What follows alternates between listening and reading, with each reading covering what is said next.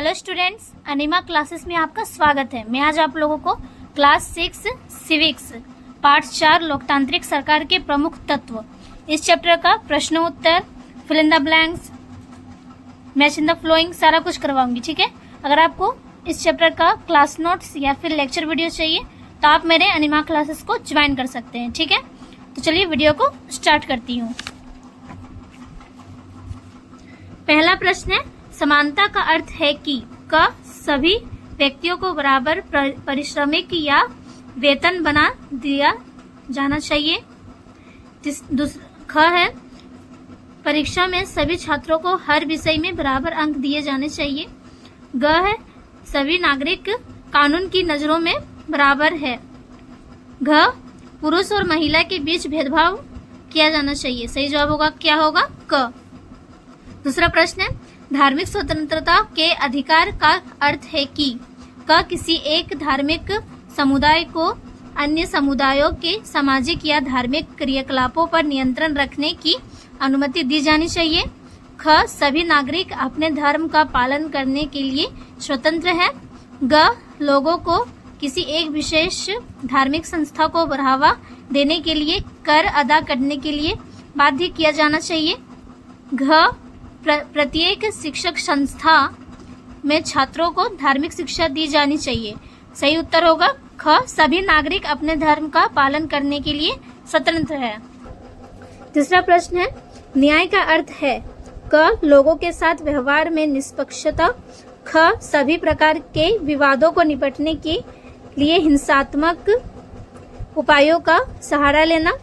ग, सभी व्यक्तियों के पास समान मात्रा में धन संपदा हो। घ, समाज के किसी भी व्यक्ति को दंड या कारावास की सजा नहीं दी जा सकती।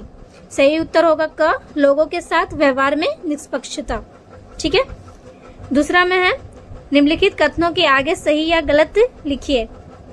सही और गलत को बताना है। ठीक है, पहला प्रश्न है, रैलियों और प्रदर्शनों के कारण यातायात में बाधा उत्पन्न होती है। इसका होगा सही। दूसरा, लोकतंत्र में विरोधी दल की कोई भूमिका नहीं होती। गलत। तीसरा प्रश्न, लोकतंत्र में जन संचार माध्यम महत्वपूर्ण भूमिका अदा करते हैं। सही। चौथा है, आंदोलन चलाना सरकार के फैसलों या उसकी कार्य प्रणाली के विरुद्ध असंतोष जताता है। सही। पांचवा, जनमत सरकार के निर्णयों को बदल सकता है। गलत। छठा है, विवादों या मतभेदों को हिंसक तरीकों से सुलझाना चाहिए। तीसरा में मैच इन द फ्लोइंग है, एक दूसरे को मिलाना है। ठीक है, पहला है धरना और प्रदर्शन। इसका होगा च, सरकार पर नियंत्रण रखना।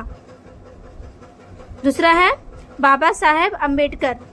इसका होगा ग, अन्याय और छुआछूत के खिलाफ संघर्ष किया। तीसरा है विरोधी दल। इसका होगा अंगा, सरकार के किसी निर्णय या कार्य का एकजुट होकर विरोध करना। छठा है अनुसूचित जातियां। इसका होगा चौथा है जनसंचार के माध्यम। इसका होगा ख, समाचार पत्र और दूरदर्शन के चैनल। पांचवा है छुआछूत की प्रथा। इसका होगा क, एक घिनौनी प्रथा। छठा है अनुसूचित जातियां। इसका होगा घ, भारतीय समाज के कमजोर वर्ग। चौथा नंबर में निम्नलिखित प्रश्नों के उत्तर संक्षिप्त में दे। इन सारे प्रश्नों के उत्तर हम लोग क्या करेंगे? संक्षिप्त में देंगे। ठीक है, पहला प्रश्न है, दक्षिण अफ्रीका में रंगभेद की नीति का क्या परिणाम निकला? उत्तर होगा, दक्षिण अफ्रीका में रंगभेद की नीति का बहुत बुरा प्रभाव पड़ा। वहां श्वेतों के नेता नेल्सन मंडेला ने ब्रिटिश सरकार की रंगभेद नीति के विरुद्ध संघर्ष किया। दूसरा प्रश्न है, समाज में विवाद या लड़ाई झगड़े क्यों पैदा होते हैं? कोई दो कारण बताइए। उत्तर होगा, समाज में विवाद या लड़ाई झगड़े का मुख्य कारण है जब लोग भूमि, पानी या धन जैसे संसाधनों के लिए प्रतिस्पर्धा करते हैं तो संघर्ष होता है। जब धर्म, राजनीति या मूल्यों पर राय अलग होती है तो झगड़े पैदा होती है। समाज में विवाद के दो मुख्य कारण निम्नलिखित है। पहला संसाधनों के लिए प्रतिस्पर्धा और दूसरा मूल्यों और विचारों में भिन्नता। तीसरा प्रश्न है विवाद संसाधन के किन्हीं दो तरीकों का वर्णन करें। उत्तर होगा विवाद संसाधन के दो तरीकों का निम्नलिखित है। पहला मध्यस्थता।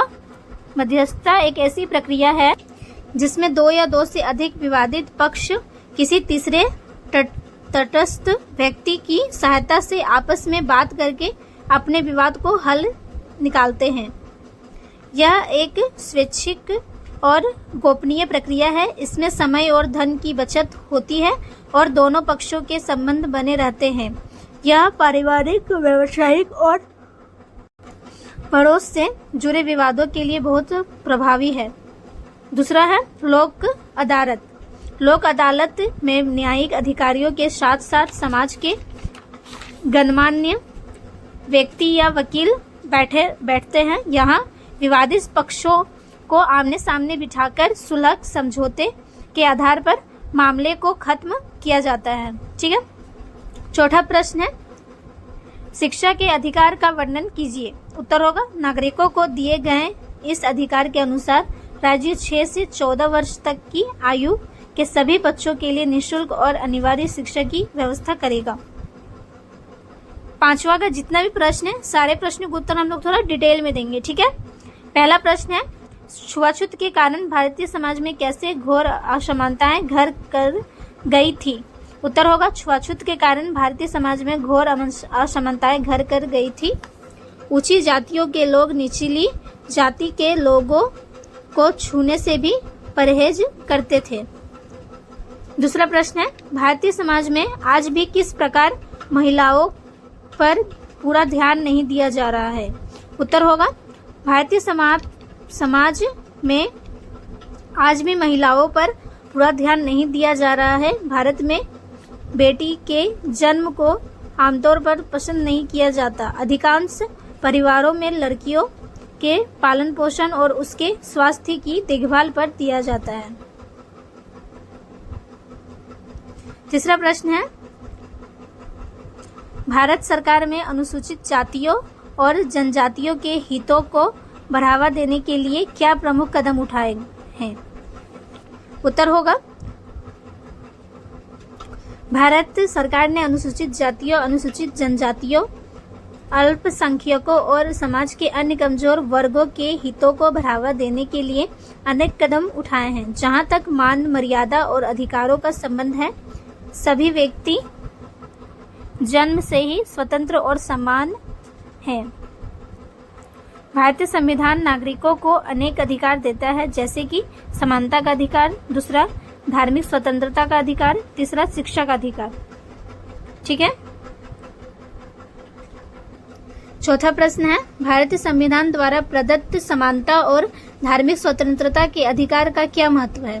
उत्तर होगा समानता के अधिकार का महत्व यह सुनिश्चित करता है कि राज्य किसी भी नागरिक के साथ धर्म, मूल वंश, जाति, लिंग या जन्म स्थान के आधार पर भेदभाव न करे।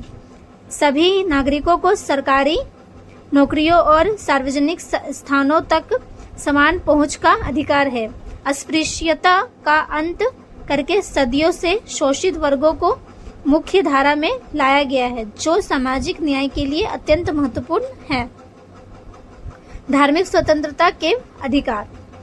भारत एक बहुधार्मिक देश है। यह अधिकार प्रत्येक नागरिक को अपनी पसंद के धर्म को मानने, आचरण करने और प्रचार करने की स्वतंत्रता देता है। यह अल्पसंख्यकों को अपने धार्मिक मामलों के प्रबंधन और अपनी संस्थाएं बनाए रखने का अधिकार देता है। ठीक है। तो सारे प्रश्नों का उत्तर मैं आप लोगों को करवा चुकी हूँ। आशा है कि आपको वीडियो पसंद आया होगा। धन्यवाद।